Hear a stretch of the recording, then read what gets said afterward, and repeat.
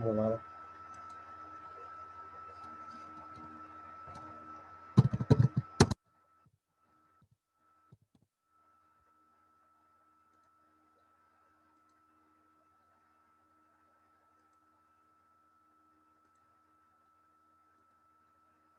Namastê. Namastê. E aí, meu querido, tudo bem? Opa, E aí? Tudo bem, professor? E você? Não entendi, desculpa. Estou bem, e você?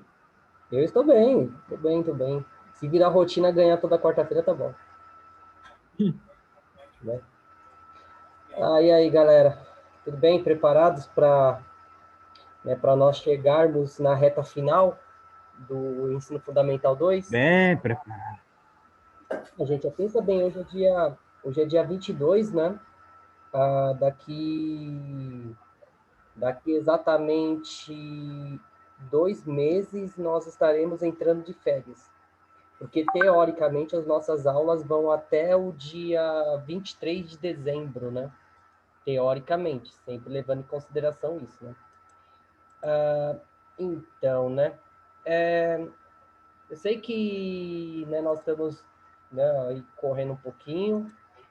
Uma das coisas que eu ia falar com vocês, né, aproveitando que a galerinha está entrando ainda, é o seguinte: nós estamos, né, chegando no livro 12, né, de filosofia. Né? Filosofia, eu estava vendo lá o seguinte: eu fiz uma projeção e eu acredito que mais 3 ou 4 semanas a gente já termina o livro de filosofia. Né? A gente vai Aí não terminar. vai ter mais lição de filosofia? Então, qual é a minha proposta? Depois que eu terminar todo o conteúdo de filosofia, eu vou passar a dar uma aula ao vivo para vocês de história e vou gravar uma outra, né, para tentar conseguir chegar até o final do livro 12, porque nós ainda estamos no livro 9, né? Eu estou pensando em fazer isso, porque... Senhor, uma perguntinha. E se acabar isso aí? Tipo assim, se acabar a história, o que a gente vai fazer? Então, é que o conteúdo de história, a gente ainda está no livro 9, né? Então, se eu não der uma acelerada, pode ser que eu não consiga chegar no livro 12. Né? Eu sei que é muita coisa, aquela coisa toda que nós, né, já sabemos, mas assim, Professor, mas ainda está bem adiantado. A maioria dos professores ainda estão no livro 8. é que, Maioria. é que Bem, maioria. teoricamente, Retirando que é a que eu estou professora de fazendo? matemática e de português, né? E Então, elas terminam em 30 segundos. o que é Se que eu estou deixar. fazendo? Eu tô pegando o conteúdo de história e tô dando uma aceleradinha. Se vocês perceberem, que nem semana passada a gente falou sobre 3 movimentos ditatoriais. Né? Eu planejo a aula para que ela seja mais rápida, mais dinâmica. No caso, hoje nós vamos falar de mais 3 movimentos ditatoriais. Né? No caso, Paraguai, Uruguai e Argentina. Normalmente, quando eu dou essa aula física, né, quando eu dou essa aula assim, na sala de aula, normalmente eu trabalho uma aula cada ditadura. Né? Lógico, né? São coisas que, assim, para vocês aí no livro de vocês, é muito enxuto, é muito Bom pequenininho, dia, professor. tudo bem? É muito enxugado, né? Essa questão das ditaduras. No caso, nós vamos ver que a ditadura do Paraguai, da Argentina e do Chile, né, ou do Uruguai, são no máximo uma página cada uma delas. Né? Lógico, eu tô assim, quando eu estudei isso lá na faculdade, né, eu passei quase um mês estudando cada uma delas, então é muita coisa.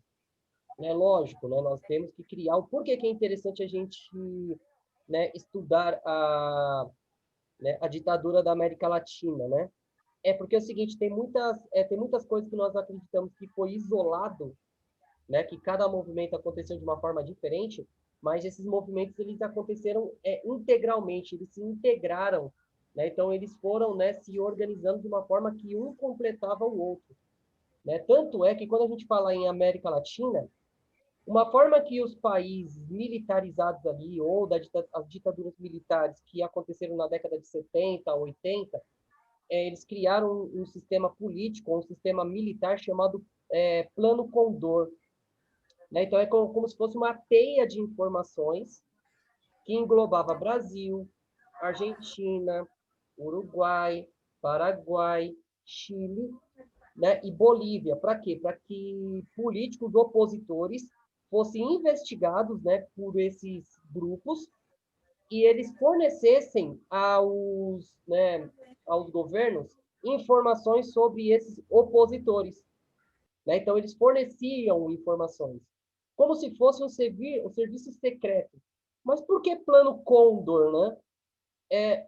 Por conta da ave, né? A ave da Cordilheira dos Andes, o Condor. Né? Então, teve vários movimentos nesse sentido. Então, então eu vou compartilhar aí com vocês, né, o material de hoje, que eu acho que, né, para a gente saber o que nós estamos falando, que é importante sempre a gente frisar isso, né, que, né, quando a gente fala em história, né, o historiador é um bicho assim, a gente mata a cobra e mostra o pau, né, então a gente tem que saber daquilo que nós estamos falando, né, literalmente. Bem, então, nós vamos falar da América Latina. Então, o porquê que ganha esse nome de América Latina? Né? Vou mostrar o mapinha aqui para vocês, para a gente saber exatamente, voltar a falar isso, que a gente falou isso lá no ano passado sobre a Guerra do Paraguai. Bem, a América Latina, ela também pode ser conhecida como Cone Sul. Então, é aquela parte do sul da América Latina, da América do Sul, englobando Brasil, Argentina, Uruguai, Paraguai. Por que ganha o nome de região, né, ou América Latina? É por conta, né, do uso do Rio da Plata, né, por essas nações para o transporte de mercadorias.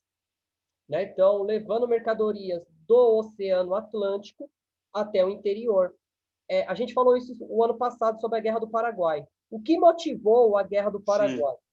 Foi uma tentativa do Paraguai em conseguir uma saída para o oceano, né? Coisa que no século XIX, né, ter uma saída para o oceano era fundamental para a sua produção ser escoada. Para o seu desenvolvimento, né, professor, basicamente. A sua produção. Fala, Murilo. Desculpa. Era para o seu desenvolvimento, né, basicamente, né? Sim. Sim. Então, nesse sentido aí, houve a Guerra do Paraguai. Mas o problema do Paraguai, ele vai continuar aí, porque o Paraguai vai sair derrotado da Guerra do Paraguai, que a gente já viu, mas, né, o Paraguai não vai desistir de ter uma saída para o oceano. Então, quando a gente fala no Paraguai, então, no caso aí, né, no caso Paraguai, né, nós temos que perceber que nas 3 primeiras décadas do século XX, o Paraguai ele vai se envolver com uma guerra que não vai vir a vias de fato, mas vai ameaçar uma guerra contra a Bolívia, que é a Guerra do Chaco, né, que é uma região onde era rica a produção de erva mate, famoso chimarrão. Né? Quem é gaúcho sabe muito bem que, assim, tire de mim meu pão, mas não me tire meu chimarrão. Né? Então, é importante a gente frisar isso aí. Bem, então, a disputa, né, ali da região do Chaco, né, foi feita pelo Paraguai, a Argentina e a Bolívia. Bem, por que a importância da posse desse território? Gente, é o seguinte, esse território ele tinha rios, né, que levava até o Oceano Pacífico. Né? Então, se o Paraguai não tem uma saída por via oceano, ele vai tentar achar uma via rio, né? Negociando e entrando em conflito contra os países vizinhos para conseguir uma saída para o oceano. No caso aí também, aquilo que eu falei para vocês, a região era uma região rica na produção de erva mate, do chimarrão, que era um produto essencial para a cultura platina. Né? Então, uma das coisas que, se você sai de São Paulo, você vai para Santa Catarina, Rio Grande do Sul, uma da parte da cultura mais importante ali da região é o consumo de erva mate, é o consumo do chimarrão, né, que eles chamam de Ilex paraguariensis. Então, assim, gente, ó, então nós temos aqui o mapa, né, que fica bem claro aí, né, ó, a região disputada aqui que nós estamos falando, né, entre Paraguai, Bolívia, Argentina. A Bolívia também é um outro país que não tem uma saída para o oceano, né? A Bolívia tinha uma saída para o oceano que ficava mais ao norte do Chile. Essa região no norte do Chile era de propriedade da Bolívia, mas houve uma guerra entre Bolívia e Chile, e o Chile ele vai anexar essa região aqui que eu estou circulando para vocês com o mouse. Né? Então, aí a Bolívia perde também sua saída para o oceano. Então, tem todo aquele aparato, tem toda aquela questão voltada do seguinte, nós temos que entender a economia até aí. Bem, e por incrível que pareça, nesse caso aí, o Paraguai saiu vitorioso, mas esse episódio, ele gerou 36 mil mortes, né? Então, isso, né, houve do lado do Paraguai, né, 36 mil mortes, do lado da Bolívia foi 57 mil mortes. Então, e acabou com a economia que já era fragilizada do Paraguai desde a Guerra do Paraguai. Então, a Guerra do Paraguai teve, né, no caso aí, um impacto muito grande, porque a maior parte da população masculina ativa tinha morrido. Essa guerra, para anexar a região do Vale do Chaco, né, vai fazer com que uma outra porcentagem considerável de pessoas morram. Então, nós estamos falando de períodos onde houve muita morte na América Latina, né? E isso também, né, vai enfraquecer, né, no caso aí, os militares, né, do Paraguai, né, e o enfraquecimento das oligarquias, né, das grandes famílias agricultoras, né, do Paraguai. Bem, então, nesse sentido aí, em 1954, né, o Paraguai ele vai sofrer, né, um golpe militar pelo general Stroessner, né? Então esse militar aí, né, ele vai ter apoio dos Estados Unidos, né, para tomar ali a região. Porque qual era o maior medo dos Estados Unidos? A gente já falou isso, nós vamos falar isso um pouquinho mais. Era da ideologia socialista tomar conta da América Latina. No caso aí... Isso aconteceu em todos os países, né, professor? Um desses países que eu estou citando para vocês, né? Só que, com o passar do tempo, a crise do petróleo, entre outras coisas, vai fazer com que os Estados Unidos deixem de apoiar essas ditaduras. Mas, né, nós temos que pensar assim. Só que, o seguinte, né, no caso aí, esse general, ele vai ficar no poder até 1989.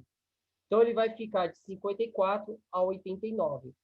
Bem, uma das coisas que nós também devemos frisar é para dar uma imagem de legalidade, esse presidente ele será reeleito até 1989, né, com eleições fraudulentas, entre outros movimentos, no mínimo sombrios, nebulosos, né, para se manter no poder.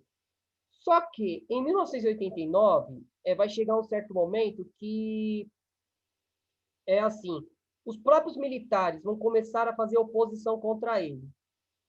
E para se manter no poder, o que ele vai fazer? Ele não vai concorrer às eleições, mas ele vai tentar eleger o seu filho, o filho dele, né, no caso que tinha o mesmo nome, né? Então, nesse sentido aí, esse general ele vai, né, continuar no poder, só que daí em 1989 começa o processo de redemocratização do Paraguai. Né? E o Paraguai, né, no caso aí, durante esse período aí de 54 a 89, o Paraguai ele vai começar ele vai fazer parte do Plano Condor, né? No caso, ele vai focar alianças com o Brasil, com a Argentina.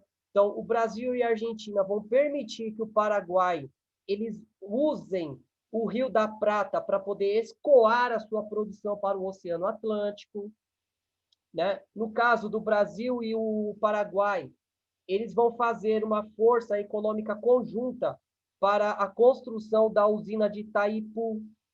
Né? Então, eles vão fazer, né, alianças nesse sentido. Também é nesse período aí que é construída a Ponte da Amizade, que liga Ponta del Este, né, que é a cidade mais ao leste do Paraguai, com, né, com o Brasil, né, a famosa Ponte da Amizade, onde tem, sabe, onde os sacoleiros vão buscar muamba, né, no Paraguai. Então, gente, ó, tem todas essas questões aí importantes. Bem, o outro caso aqui, que eu acho que esse país aqui, é um país que eu gostaria de viver, né, eu gostaria de viver muito, né, fala o seguinte, né, tem muita gente que fala, você é contra o governo, vai para Cuba. Se eu pudesse, eu iria para o Uruguai. Bem, então, por que o Uruguai? Gente, o Uruguai é conhecido na América Latina como a Suíça sul-americana, né? Então, por quê? Porque o Paraguai é um país pequeno, é um país, né, que a população ele ainda mantém um estilo de vida pacato, assim, e o Paraguai é um país extremamente progressista em comparação com os países ao redor, no caso do Brasil, da Argentina, né, do Paraguai, entre outros, né? O Uruguai tem essa visão progressista. Por que eu estou falando isso aí para vocês? Gente, o Paraguai foi o primeiro país da América Latina a permitir o sufrágio universal. As mulheres saíram para a rua pedindo para votar e o Paraguai foi o primeiro, o Uruguai foi o primeiro país da América Latina a permitir que a mulher votasse e fosse votada. Isso lá na década de 30, antes mesmo do Getúlio Vargas permitir, né, o voto da mulher. Então, o Uruguai ele estava à frente do seu tempo, até os dias de hoje, gente. O Paraguai é um país extremamente moderno. É um país, no caso de uso de medicamentos alternativos, entre outras coisas. Por que eu estou falando isso aqui para vocês? Né? No caso aí, o Paraguai, a economia paraguaia, ou a economia uruguaia, desculpa, Paraguai e Uruguai às vezes me dá um bug aqui, eu fico meio maluquinho. Mas assim, então a economia uruguaia, ela era baseada na produção de lã e ela era baseada na produção de charque, né? Charque, carne, né? Tanto é que uma das parrilhadas mais gostosas que tem é a parrilhada uruguaia, né? O que é uma parrilhada, né? É o churrasco, o famoso churrasco. Então, assim, então, a partir da década de 50, né, o Uruguai começou a apresentar, né, sinais de crise econômicas, né, promovendo pela diminuição da exportação de carne e de lã. Então, assim, o Uruguai, a partir da década de 50, vai ter alguns problemas econômicos. Então, no caso aí, né, então, dentro dessa conjuntura internacional, né, do pós-Segunda Guerra Mundial, a Guerra Fria, né, então, no caso, né, o Uruguai, né, ele vai sofrer investimento dos países europeus por parte dos Estados Unidos. Então, a fim de reerguer a sua economia, né? Mas nós temos que entender que teve, no caso, os andaimes, né, dos Estados Unidos, assim, privilegiaram né, incentivaram as relações econômicas entre os países europeus, né, e terem passado investimento da produção de armas, financiamento de conflitos, no caso, né, a Guerra da Coreia, a Guerra árabe-israelense e a Guerra do Vietnã. Então é o seguinte, né, os Estados Unidos, quando ele teve que investir recursos, né, em outras frentes de batalha, ele vai diminuir o investimento no Uruguai. Isso vai abrir uma possível aproximação com a economia soviética, né? No caso aí, né, no Uruguai, né, ele vai começar a passar, né, a sofrer movimentos operários, né? Isso por várias questões voltadas, né, a essas crises econômicas. Bem, então na década de 70, né, houve a crise do petróleo, que a gente já falou sobre isso lá no milagre econômico brasileiro, mas sempre é bom a gente ressaltar que isso vai interferir numa crise econômica mundial, né? Então, nesse sentido aí, né, o Uruguai vai ter mais problemas econômicos também, né? E isso vai, né, numa certa forma ou de outra, né, não vai conseguir, né, satisfazer os anseios da população, né? Que era o quê? Queria melhoria no seu sistema econômico. No caso aí, né, a Revolução Cubana, né, vai ser um alerta para a elite também, a elite uruguaia, né? No caso aí, como a população ela estava sendo atingida pela pobreza extrema, pelo desemprego, então, no caso aí, os partidos de cunho, né, progressista e socialista vão começar a chegar, né, mais ao poder, né? Então, dentro desse sentido aí, vai surgir movimentos guerrilheiros. No caso do Movimento da Libertação Nacional, o Partido Comunista Uruguaio e por aí vai indo, né? No caso, né, eles ficaram conhecidos como, né, Tupamaros, que é homenagem ao Inca, né, Tupac Amaru, né, que foi um dos líderes que resistiram, né, à expansão espanhola no México. No caso aí, em 1976, né, vai ter, né, instituído o regime militar, né, a deposição do presidente eleito, que era um presidente progressista, ele não era socialista, né, e isso vai fazer com que os, né, no caso aí, fosse fechado o parlamento e a maior parte dos políticos tiveram seus mandatos cassados. Né? No caso aí vai ter vários problemas nesse sentido, né? Então, a perseguição de movimentos de estudantes, colocando partidos políticos na ilegalidade, entre outras coisas.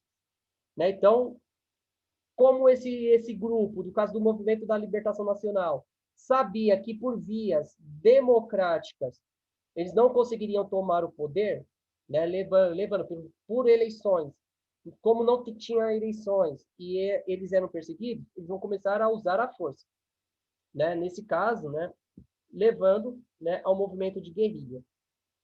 Então, e na década de 80, né, principalmente aí, então não havia mais um ambiente favorável à ditadura, né, e com a queda da União Soviética, então há um movimento de, né, redemocratização do Uruguai.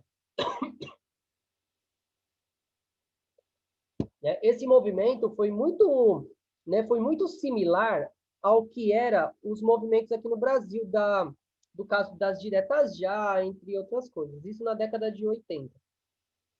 Né, no caso aí, né, então, junto, né, a esse cumprimento das promessas feitas pelos militares, né, então, né, que devolveram o país, no caso, a democracia, mas, né, assim, a economia uruguaia ainda tem vários problemas por conta desse período aí, né? Então, no caso, né, então, isso vai, né, ter, além de enfrentar dificuldades internas, né, então o governo, né, ele vai dar sinais de desgaste, aquela coisa toda, né, então ele vai conseguir, né, a eleição, no caso aí, vitorioso do civil, Júlio Sanguinetti, né, que foi o primeiro presidente civil, né, assim, do Uruguai.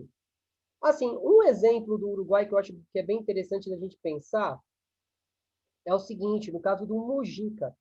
Essa semana aqui a gente viu que o Mujica, né, ele vai se aposentar da política, mas ele disse que é preciso o quê?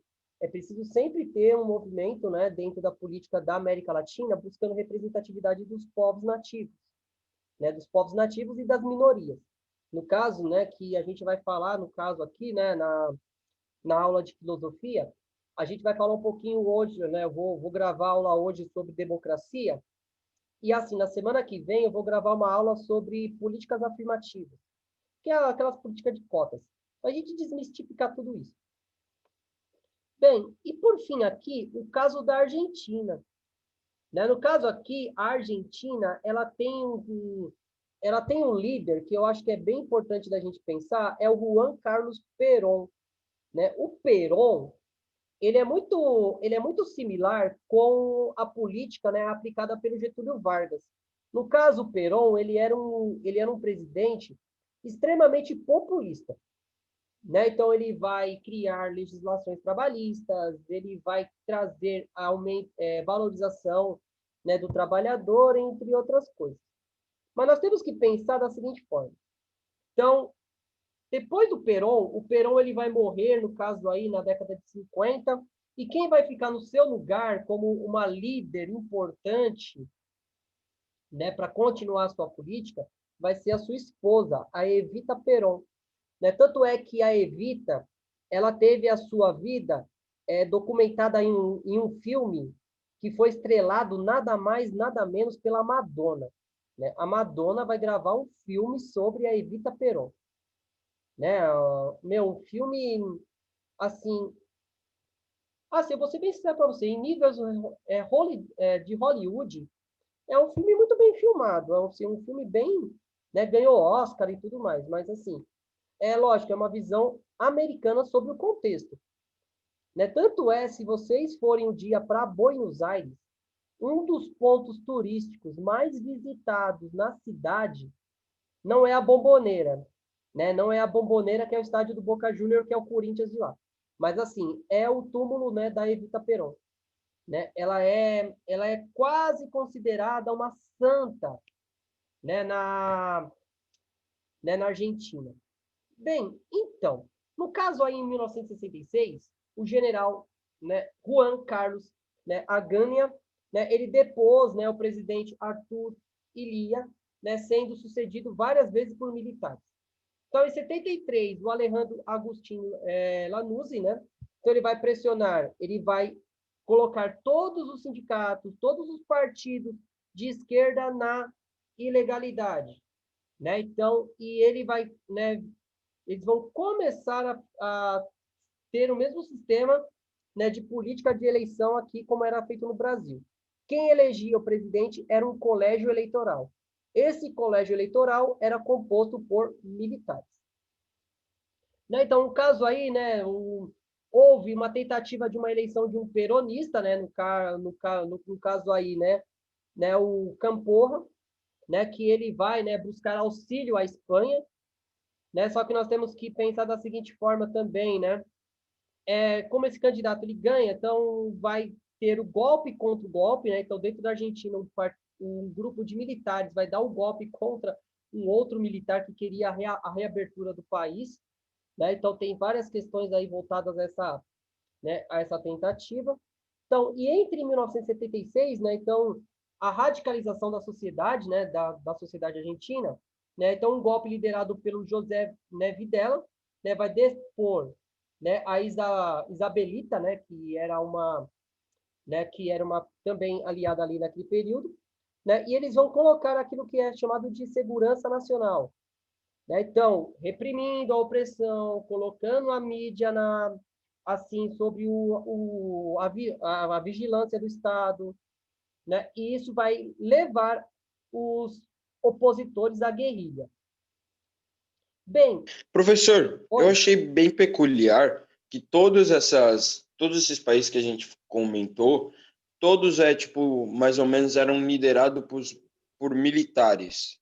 Sim, sim, é mais ou menos assim, o Murilo. Quando a gente fala em militarismo na América Latina, na América Latina nós criamos uma imagem de que militares, ele tem uma imagem né, como eu posso dizer, de inocência, né? Coloca que militar ele é incorruptível, né? Que não houve corrupção. Gente, ó, é uma das coisas assim que eu vejo muito na internet, eu fico observando isso, eu leio, antigamente eu comentava, eu criticava, mas eu cansei de me desgastar sobre isso. O fato é o seguinte: quer conhecer uma pessoa, realmente dê poder a ela. Os militares, em todo, gente, todo segmento, assim, é algo que nós devemos pensar da seguinte forma. Não é que eu não acredito que haja político honesto, mas sempre tem aquela galerinha que leva o seu por fora, né?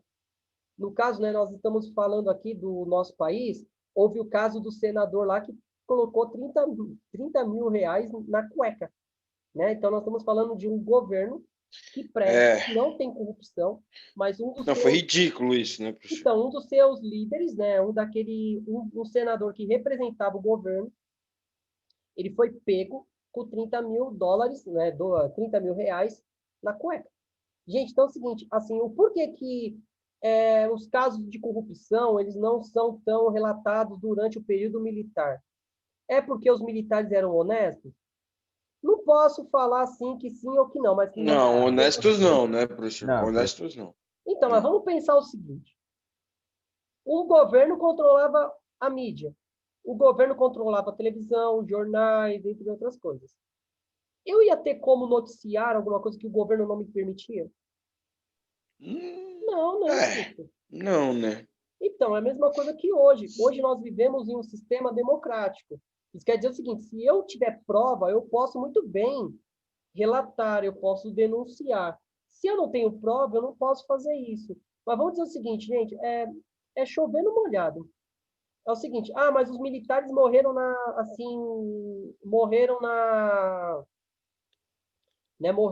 assim, na pobreza. Tem gente que fala, mas o Médici, o Figueiredo, eles morreram pobres. Eu não sei até onde isso é verdade. Eu não sei até Sei onde isso lá, é hein? verdade. Então, gente, é meio complicado a gente falar sobre isso. É aquilo que eu estou falando para vocês. Você quer conhecer uma pessoa, dê poder a ela. Dê de poder a ela. Então, gente, é uma coisa assim, eu não posso, que nem, tem muita gente que fala assim, mas o professor, mas se você chegasse ao cargo de presidência, você seria uma pessoa corrupta ou não corrupta? Gente, ó, eu vou ser bem claro para vocês, eu sempre fui honesto nas minhas posições. Eu não sei. É tanta coisa envolvida. Porque às vezes você nem entra, mas tipo, o seu partido tá sendo corrupto. Ou alguma pessoa, algum amigo seu lá dentro tá sendo corrupto. Sim, gente, ó, pensa bem, a gente é corrupto a todo momento, se a gente quiser levar em consideração. Quando a É gente, mesmo? né, no caso, eu vou dar um exemplo aqui. Quando você usa uma carteirinha de estudante, você não é estudante. Quando você vai ser multado na rua e você paga um cafezinho pro policial. Ele É. está sendo corrupto. Quando você não tem direito a um serviço, quando você não tem direito a um benefício e você usa esse benefício, você está sendo corrupto. São as pequenas corrupções. Não adianta a gente culpar os políticos das grandes corrupções se nós, Se populações, a nós gente... somos corruptos. Então, é uma das coisas que nós devemos levar em consideração também. Gente, ó, eu vou terminar aqui rapidinho, aí eu vou fazer mais algumas colocações aqui. Então, ó, o que vai levar ao fim também da ditadura militar na Argentina foi a Guerra das Malvinas, né? Então, Malvinas. tem um arquipélago, né? Tem um arquipélago no Oceano Pacífico que é perto da costa do Chile. E esse arquipélago ele ganha o nome de Ilhas Falkland, que é um território inglês no Oceano Pacífico. Os argentinos, eles vão tentar reivindicar a posse dessas ilhas. Isso vai promover uma guerra na década de 80, né, entre Argentina e Inglaterra, né, a famosa Guerra das Malvinas. Né? Isso, a Inglaterra vai derrotar a Argentina, humilhando a Argentina. Gente, nós não temos comparação isso. Assim, a Argentina... Inglaterra era absurdo na época, né, professor? Então, O gente, militarismo lá, ó, eu vou muito ser bem forte. sincero para vocês. Exército latino-americano não tem como bater de frente com o exército americano, inglês, por aí vai. Não tem. O exército argentino ele vai tentar barrar o exército inglês contando com a ajuda dos Estados Unidos. Isso não aconteceu. Então, no caso aí, né, no caso aí, a Argentina será derrotada na Guerra das Malvinas de uma forma grotesca. Né? Muitos argentinos morreram por conta de nada. Né? Na Argentina tem muitas coisas voltadas a isso. Né? E assim, em 83, né, vai ter a eleição do Raul Afonso, né, do Raul Afonso, né, que vai ser o presidente que vai voltar à democracia na Argentina depois, né, da derrota, né, da Guerra das Malvinas. Bem, algumas curiosidades importantes da gente frisar aí. Bem, esses governos militares, eles eram extremamente conservadores. Né? Chegando a certo ponto, né, que no caso do Paraguai vai ter perseguição a homossexuais, a pessoas que tinham outro tipo de religião.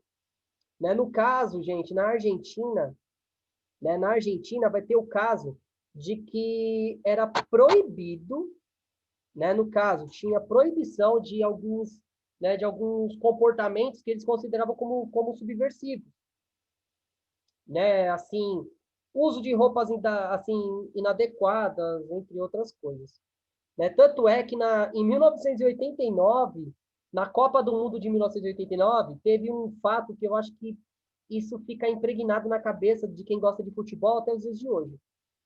O técnico da seleção argentina era o Passarella. O Passarella, ele vai proibir os jogadores da Argentina em manterem cabelos compridos. Só para você terem uma noção. Né? A ditadura na Argentina ela era extremamente conservadora. Gente, nós estamos falando de futebol argentino. A primeira coisa que vem na minha cabeça, futebol argentino, são jogadores cabeludos. No caso do Maradona, do Batistuta, sabe? Verdade. Né? É mesmo? Mas qual o motivo deles não quererem cabelo longo? Porque eles falavam que não era um comportamento adequado para um homem. Oxe, Era um comportamento adequado para uma mulher. antigamente tinha mais cabelo que tudo. Então, só que daí o que acontece, né? No caso, aí eles vão começar a perseguir. No caso, vai ser muito parecido do que aconteceu com o Jânio Quadros. Gente, o Jânio Quadros aqui no Brasil, quando ele chegou no poder, ele vai proibir algumas coisas. Entre uma dessas coisas, ele vai proibir o biquíni. Né? O Jânio Quadros ele vai proibir o biquíni em praia. É sério, eu tô falando sério, não é brincadeira, não. Ele vai proibir. Mano, Mas como assim vai proibir? Ele vai proibir, assim, o Jânio Quadros proibiu o uso de biquíni na praia. Ele Não, mas as pessoas teriam que andar pelado ou teria que usar não outras teria que roupas? usar um maiô. maiô, Maiô, não maiô. precisa usar biquíni. Porque para o Jânio Quadros, o uso do biquíni, ele iria contra os princípios das famílias, da família. Ele é Ah, louco, então. mano. Então ele é louco. Eu tô falando Fumou Contra os sério, muito. princípios da tô família falando dele. sério. Ele vai proibir muitas coisas, ele vai proibir, O no cara é caso, Estamos no meio da aula de história, né, Almeida? Ele tá falando sério, não, tá brincando. Mano, é eu não sério, sei ele que vai proibir caramba, mano. biquíni, tô Passa na falando cabeça sério, desse gente. Assim. maluco. E uma das coisas que fica bem interessante também nisso aí tudo, é que é o seguinte, o Paraguai, ele vai trazer para dentro do Paraguai muitos nazistas. A ditadura Putz, paraguaia é assim, putz. tem um Ferrou caso de que vez. teve um médico no período do nazismo chamado José Mengele. Né? O Mengele ele fez experiências com judeus, ele injetava água do mar na veia do judeu, Oxi, nossa senhora. ele, né, ele cortava um membro e tentava implantar numa outra pessoa, sabe? Assim, Que loucão. sim, e esse médico, ele foi aceito, ele foi naturalizado paraguaio, né? O José Mengele. Tem vários documentários sobre isso. Nossa. E ele morreu no Mas ele Brasil. fez, mas ele fez experimentos no Paraguai? Não, ele fez experiência, assim, legalmente, assim, ele fez experimentos nos campos de concentração. Mas ele é um criminoso, ele foi um criminoso de guerra. Ele Sim, então ele tem fugiu da Europa e passou grande parte da vida dele no aqui na América Paraguai. Latina, né? E ele morreu Olha aqui que no Brasil. safado. Ele morreu aqui no Brasil, o Mengele, né? Nossa, Ele morreu de um infarto numa praia do Guarujá, né? Ele morreu. Então, tem vários fatos, Ele tem uma tava usando revista que eu levei para a biquíni. escola, assim, tava uma usando revista da Biblioteca biquíni. Nacional, né? Uma revista da Biblioteca Nacional que fala o seguinte, que no Rio Grande do Sul tinha várias fazendas que tinham donos, né, nazistas, alemães que vieram, que se integraram na comunidade gaúcha, que eram nazistas. Como eles descobriram isso? Tem um fato histórico do seguinte: teve um criador de porco que teve o porco, ele derrubou as paredes do chiqueiro. E quando ele derrubou essa parede, os tijolos que eram colocados, ele tinha a suástica desenhada no tijolo. Sabe aquele Caraca. tijolinho baiano, vermelhinho? Sei, sei. Então, ele não tem aquela parte que fica um buraquinho para você colocar o cimento e fixar ele? Aham, Então, naquele sim. buraquinho tinha uma suástica. E foram estudar aquela fonte ali e dizem, né, que assim chegaram a uma conclusão que o primeiro dono daquela fazenda era um nazista. Era um nazista fugido da Alemanha. Entendeu? Então, a América Latina teve vários casos de ex-nazistas que vieram para cá, que também que foram parte dessas ditaduras. Eu não sei aqui no Brasil, mas no Paraguai, o Mengele, né, o Joseph Mengele, ele fez parte até do governo. Só para vocês terem uma noção. Né? Tanto é que os vídeos que eu coloquei para vocês no documento do Parabólica, assim, ele explica tudo bonitinho. São vídeos longos, são vídeos de 26 minutos, de 30 minutos, mas são vídeos que eu acho que é interessante da gente ler, da gente ver, da gente analisar. Bem, gente, eu vou liberar vocês aqui, porque senão daqui a pouco a Marília vai arrancar o meu pescoço. Tchau, professor. Então, até a próxima semana. Tchau, professor. De mim, eu tô aí, beleza? Aquele abraço, hein? E semana que vem vamos fazer aula fantasiado, então, no Halloween. Vamos fazer uma aula fantasiada. A gente entra fantasiado, beleza? Eu não tenho fantasia. Inventa, filho. Inventa. Até mais, gente. Aquele abraço. Tchau, tchau. Entra pelado, Munhoso. Aí não, mano. Aí não. Aí não, aí não.